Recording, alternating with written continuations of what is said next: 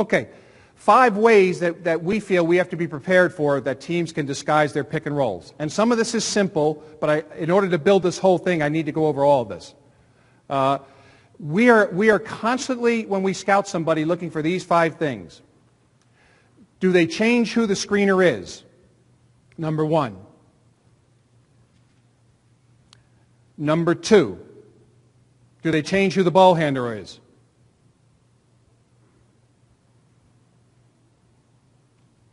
Number 3, do they change the angles of their screens consistently? And the reason I say that one is, if you do the same pick and roll against really good teams, we'll get into a defensive rhythm. Like, you can't let the Celtics get into a defensive rhythm. I know everybody talks about offensive rhythm, but if you let us get into a defensive rhythm by doing the same pick and rolls all the time, it's not bragging. I think some guys in the room or in the NBA, we'll stop you. We'll stop you. But if you mix them up, that's when we have some issues. Okay? Number 4, and this is the one that we're constantly reminding our guys about. They can come from anywhere at any time. So we must be aware and we must be alert. Anywhere, anytime. And number 5, and I think as you guys get more pick and rolls in the college game, you probably have, I don't know, but I'll make this statement, you will have some, we call them range shooting 4s, that 4-man who can shoot that jump shot. That really puts some different types of pressure and heat. Early blitz. We know what a blitz is. All of you have it. You may call it trap. But sometimes, let's say it's a side pick and roll, and you got LeBron James ready to come off it. One of the ways you defend is pray. Okay? Pray. All right? But if LeBron's coming, you know, the blitz would be when he gets about right there, then X5 and X3 are kind of trapping him. That's a blitz. We know that. We may, in fact, send X5 on this side of the screen and early blitz him. There's LeBron. There's X3. You actually blitz him before he gets to use the screen. And I'll talk about this later, but the best players in the world do not like to play in traffic.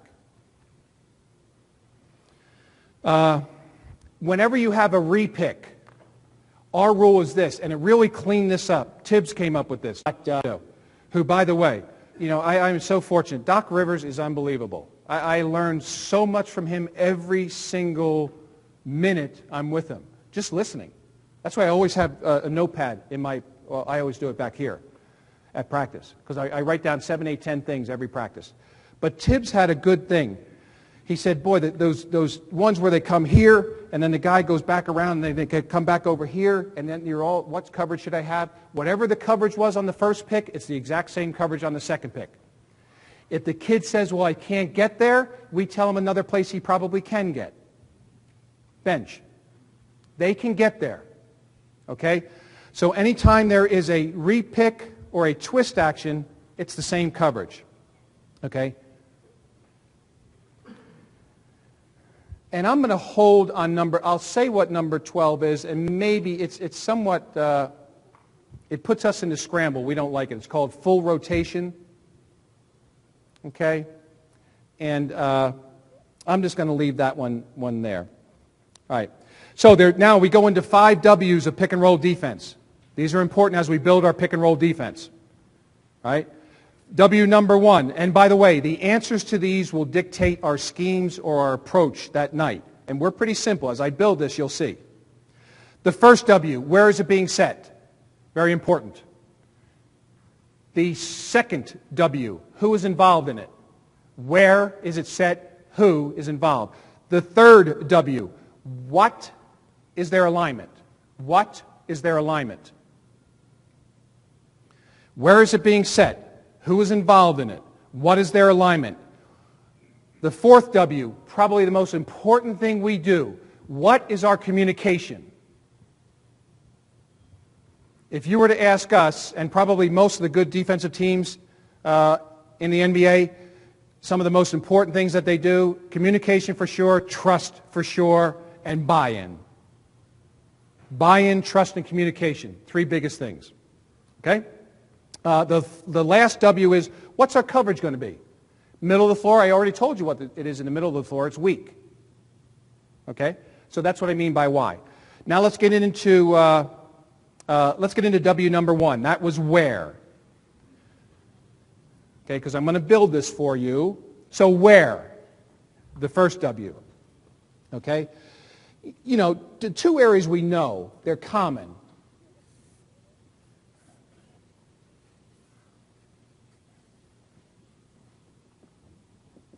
They're the side. Pick and rolls on the side. Pick and rolls on the side.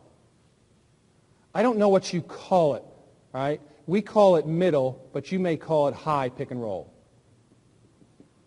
They're there. Now, what we're seeing a lot in the NBA, which causes us to sometimes we really have to think about the coverage, is what we call the angle area.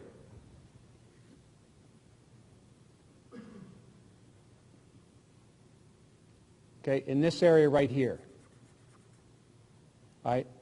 Now, what I'm talking about, and let's stay, since we've mentioned LeBron, I'll try and stay on same guys, same teams, make it simple. This is Ilgauskas, and LeBron's coming at him. Ilgauskas can shoot. It's not a side pick and roll. It's not in the middle, so we got some decisions we need to make. This screen is difficult to defend. It's more on an angle. It's not the traditional side or middle or high, okay? So that's the where for us. And I'll slow down a tad because I see guys are writing. Let's go into W number 2, who. And by the two things we want to know, who's in it and who's coming off. Who's in it and who's coming off. Those are the two big things.